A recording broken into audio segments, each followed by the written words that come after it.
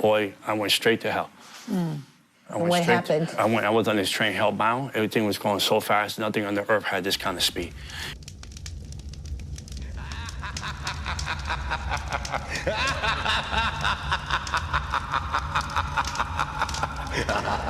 Hello, my friends, and welcome back. If this is your first time here, welcome. I make videos addressing misconceptions and even outright lies about witches and pagans. In this video, I address claims made by a John Ramirez, who says he was on a literal express train to hell. He claims to have practiced Santeria, but constantly refers to it as witchcraft and Satanism. These three things are not interchangeable. Santeria is its own unique practice and should not be muddled with modern witchcraft or modern Satanism. I'm highly skeptical of John Ramirez's claims, and I believe he is either embellishing or outright lying for attention and monetary gain. His story has changed over the years and evolved to fit a particular narrative. His story is not consistent and bears all the hallmarks of an outright lie. I admit I have no definitive proof that he is lying, and he submits no definitive proof of his claims. Let's listen in on this fictional tale and join John Ramirez for a literal express train ride to hell. I hope you enjoy. Your family members and extended family members were practicing satanic rituals when you were born. Ceremonies. So you no longer identify as a warlock? John is a high-ranking warlock in witchcraft. Rituals, ceremony, witchcraft church. Witchcraft demons, dedications, ceremonies, to the point that I did 25 years of it. So 25 years at the highest level, astral projecting, all that. What is astral projecting like? Before Mr. X Santeria here makes up some nonsense of what astral projection is, let's find out what astral projection actually is. Astral projection is a term used in esotericism to describe an intentional, out-of-body experience that assumes the existence of a subtle body known as the astral body or body of light, through which consciousness can function separately from the physical body and travel throughout the astral plane. From the Wikipedia. Now that we know what astral projection actually is, let's hear what Mr. Santeria Warlock claims it is. When you make a contract with a demon and you leave the body and you go over regions and you curse the region, spirit of poverty, you put spirits of, say, premature death spirits over the region. So John Ramirez is claiming that he would astral project and inflict the spirit of premature death and poverty over regions? How anyone can take this man seriously is beyond me. He makes Bill Schnoebelen sound sane. So the Church of Jesus Christ won't be able to penetrate into the region and the atmosphere of the demonic, so we can control the region. He would go into the astral realm and control regions? It's like the people in Mark chapter 5. The demons told Jesus, don't let us leave the region, because they were territorial spirits. Right. They wanted to control the people. What a coincidence that he claims to have performed acts that fall in line with Bible verses. What are the odds? One thing about demonic and curses, like we see the life of David Wilkerson, right? His wife, Gwen, she beat cancer 28 times. Neither demons nor astral projecting witches cause cancer. Spirit of infirmity. And these are infirmity spirits that attack our bodies, attack, mindsets, and all these things happen. And people call it a norm, and people give into it instead of praying their way out of it. You cannot pray your way out of disease or any infirmity. My father would send me to the Botanica. Botanica is a place that you go buy the ingredients of witchcraft, candles, you buy potions, you buy all these things. I would go buy the stuff for my dad, and my dad would do rituals in the house. He would do ceremonies in the house. John Ramirez was into some very disturbing practices with his family, as we will soon hear. He claims to have been involved in Santeria, even though he keeps referring to it as witchcraft. Santeria is its own practice. I think we should be respectful of various traditions around the world and address them with the proper terminology. Lumping everything into one amorphous blob called witchcraft is lazy and insulting to the various traditions that have evolved in their respective cultures. What kind of rituals would he do? Incense smoke, thinking that you can chase demons out with that, or rituals, he'll turn the living room on fire, and he'll take me and my brothers and pass us to the fire to purify us. I don't believe this. I am highly suspect that his father started a bonfire in their living room and then passed his children through the fire. All of John's testimonies conveniently correspond to Bible verses. He would lit up candles. He would buy flowers. He would do cleansing ceremonies in the house. And all that stuff was engrafted in the house, and darkness in the house, and all that tormenting stuff. You know, my mom would get beat up. My father would be an alcoholic. He was not set free from that. My father got killed at the age of 33. I think there are elements of truth to this man's story, but I also believe he embellishes most of it. That is, assuming his parents practiced Santeria, which is a possibility, but not to the degree that John Ramirez is claiming. He got shot, you know, in some social club, but just the gruesome darkness in your house that What about lingers. the killing of animals? And killing animals, sacrifices animals. Did you see that happen? Oh, I did it plenty of times. I killed so many animals but for the blood, because the devil copies the Old Testament of animal sacrifices, so he wants to do the same thing for his kingdom. You mean like sacrificing the Lamb of God? Like I was going to demon church from 8 in the morning. I was going to demon church at the age of 8. Demon church? There was a first demon church down the road from me, but it recently closed. And I was going from 7 in the evening to 5 in the morning to go to demon church. So you spent 10 hours every day from 7 p.m. to 5 a.m. at the demon church. I'm assuming then you went to school for 6 to 8 hours and afterwards slept for what, 4 to 2 hours? Woke up and did it again the next day? John, your story has some serious flaws in it. From 5 in the morning. And what would happen during those services? We would learn how to communicate with the dark side. We know how to communicate with demons. We know how to communicate with principalities, territorial spirit, marine spirit, water spirits. What's the difference between a marine spirit and a water spirit? This took up 10 hours every day. And then we made contracts, and we learned the voices, we learned the colors, we learned the identity of these demons, and they teach us all this stuff in demon church. And as you learn these things, you grow up into the demonic world, and you start making contacts and rituals. I would love to see the curriculum for this demon church. Did they break for lunch, or I guess in this case a midnight snack? Was there physical education? Did adults break off into separate group from the kids? Does this demon church have a website or a Facebook page? I have so many questions. So go ahead. Well, I was going to say, but you didn't see those things as bad because you were in deception. Because it becomes, you know, I think today, you know, we see the life today, right, in society. You watch TV Everything today. becomes, TV. Everything becomes cultural. Right. See, the devil has an avenue between cultural, fashion, and culture. Yeah. Christians like these people really want to control the media. They won't be happy until Mickey Mouse repents of his sins and all of Disney only reenacts Bible stories. Hopefully, they'll leave the rape, murder, slavery, and genocide parts out if they ever do. So the devil infiltrates those avenues, and now we say, well, my grandmother did it, my grandfather did it, my mama did it, so I'm doing it now, you know, and it just becomes the norm.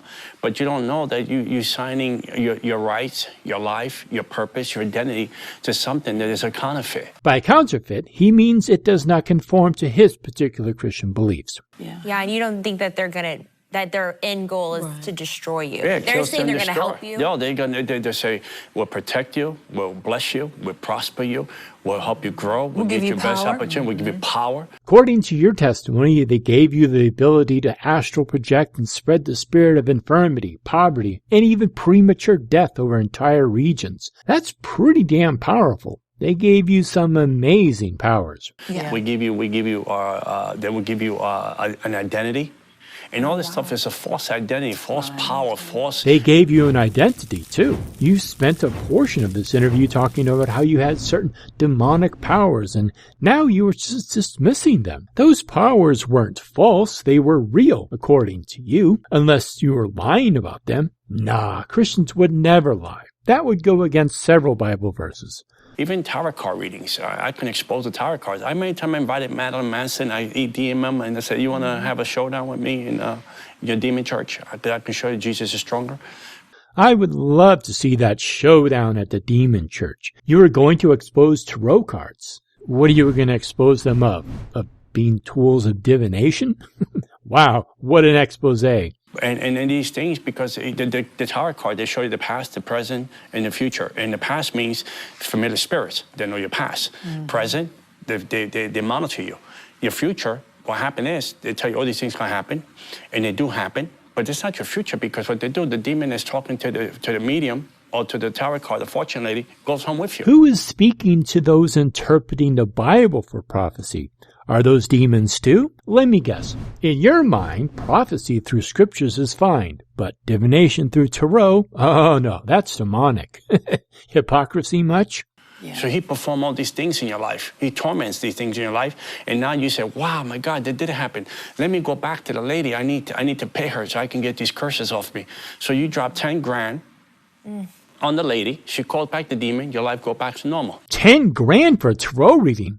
That's better be one hell of a reading. In 1999, well, I got married in Halloween, too. I had a demonic wedding in Halloween. I got married, ritual wedding came in my Halloween. We got married Halloween. Yeah, I know you were married on the evening before the Catholic celebration of All Saints' Day. Oh, yeah, and thanks for not inviting me. Also, I did not know that Halloween was important to those practicing Santeria. So in 1999, I'm sitting in my bed having this dialogue with this guy called Jesus. Oh, good, he's about to get saved. Right? I'm not going to serve you. Your church is weak. You have no power. You have no authority.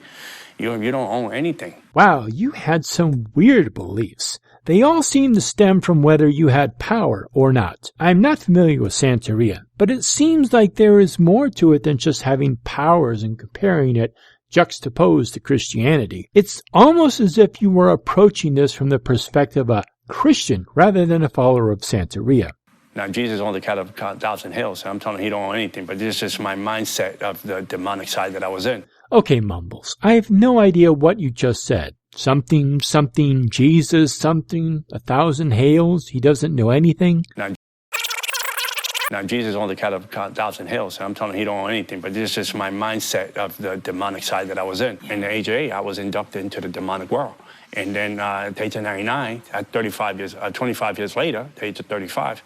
Get your math correct, John. 8 plus 25 equals 33, not 35. I know it's hard to keep track of all these lies, but at least get your dates and numbers correct. Jesus is tugging on my heart. And I'm like, I heard the voice of Jesus for the first time in my living room.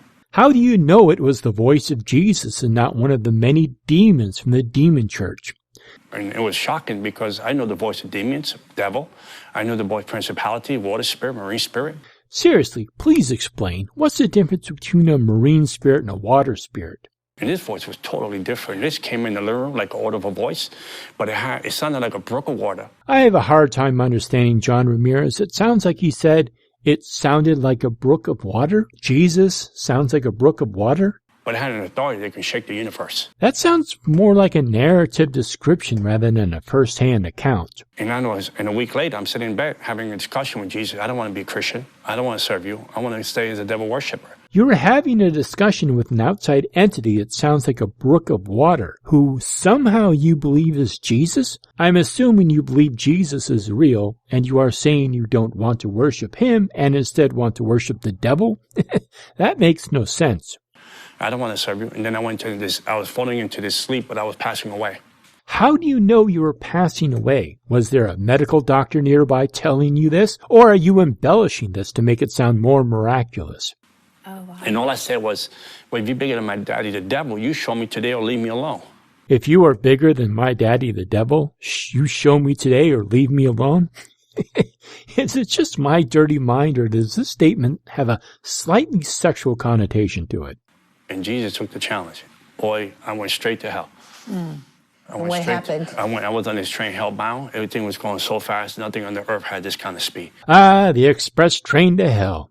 And there was people on the train. The fear in the train and the tormenting fear in the train was so deep and so engrafted in the train that people, you couldn't see the faces, but we know we were going somewhere. There was no return. You must be somebody special for Jesus to give you a glimpse of this train ride to hell, but without actually suffering the eternal damnation that follows afterward. Well, that's convenient. And then when the train hit hell, it was an explosion. And yet you survived the explosion. What luck. This is fascinating, and you left this part out when you were on Sid Roth's channel. In the end, I was falling into deep sleep. I was passing away. And at that moment, all the words that came out of my mouth, you bigger than my daddy, the devil, then you show me tonight or leave me alone. And at that moment, I went to hell. I met Yeshua in hell. I met the cross in hell. And when I came back into my body, I was a born-again believer in the Messiah. In that interview, you said you went to hell and met Yeshua on the cross. Now you're saying you took a train ride to hell with Jesus. So, which was it? Or are you still developing this tale? When I stepped in hell, when you step in hell, the ground breathes like a person. Everything is alive in hell. Like the ground breathes, the fear in hell. Those are the faces of 3 people that are not buying your BS, John. Not buying it. Not buying it. That's scary and disgusting, but still not buying it. It's not like the one here in New York, not like here you're driving around, someone cuts you off, you panic for a second. The fear in hell wraps around you like a python. So when it's wrapped around you, when it breathes, it torments you. Did he just compare New York to hell? How scared could you have been? You were there on a temporary visa, not like you were there to spend eternity. You were just traveling through. Now, if Jesus would take more people on these excursions, you would have fewer non-believers in this world. So I got all these things on me. The devil shows up. He said, I loved you. I loved you like a son. I took you in.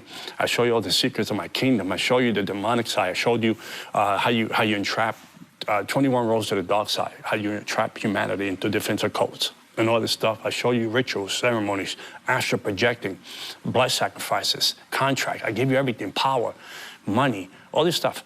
Well, to play devil's advocate, see what I did there? He's got a point. He gave you some pretty powerful abilities, and you in return were an ungrateful ass. Sorry, but I'm siding with the devil on this one. And he said, I have to destroy you because you will tell the world about me.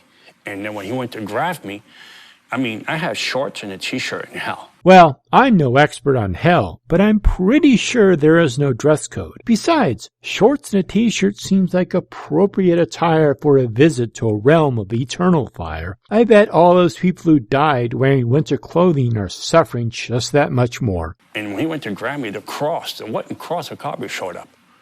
It was amazing. I couldn't have that in my pocket. The wooden cross of Calvary showed up. This story is so unbelievable, even the host has taken the piss out of it. The one that Jesus the cross of Jesus showed up. hung up in hell. You are losing your credibility fast, John. And the devil made contact, and the best way I could describe it is like you take a piece of paper and you just drop it. He dropped like that. He couldn't deal with the power of the cross. He just dropped. And then I ran into the portals of hell. And this time, the second time he came out with the horns. Isn't hell his domain? Where else is he going to go?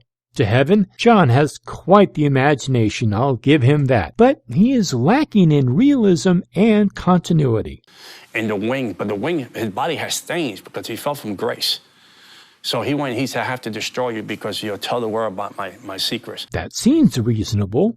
When he went to grab me again, the cross came out. This big, giant wooden cross came out. Was it the same cross from earlier, or was this a new cross? How many crosses are there in hell? And wouldn't the symbol of the cross be a little offensive to Jesus? And dropped them. Dropped them like nothing. I went back into my body like a lightning bolt, and I came back to life. And he lived happily ever after. The end. Oh, my bad. It's not the end yet. So my question for you is, does that demon church still exist today? Oh, they're still around. They're on TV now. They're in the movies. They're everywhere. Movies, television. They just had their first conference in Boston. Yeah. In 1999, Yeshua, the Messiah, interrupted my part. I came back into my body. I was a born-again believer in the Messiah. The Satanic Temple is the demon church that you attended? The Satanic Temple was not even around when you were supposedly attending this demon church. You claim to have been saved in 1999. The Satanic Temple was founded in 2012. John, you really need to work on your story. But you know what? I learned spiritual warfare in a way that no other person knows that I'm better. Spiritual warfare is easy when you create your own enemies. As with all wars, it is the innocent that suffer the most. I just know because I was on the other side. So the thing in Boston, I shut down the atmosphere to Jesus Christ. I shut down the heavenlies in that area, in that region. John Ramirez left out so many details he spoke about in other interviews and added new details. Well, it is difficult to keep track of all these lies. It is sad that other Christians encourage these lies by platforming people like John Ramirez, who are obviously lying. Not only are these liars directly violating commandments in their Bible, but they are also discrediting Christianity. Rather than calling out these lies and questioning the authenticity of said claims, they support him and encourage it. This only emboldens others to step forward and make up outrageous and unverified claims, usually at the expense of others. Stay skeptical, my friends. Question others' claims, and remember, an accusation is not proof of guilt. Until next time, my friends, I will see you in hell, you heathens.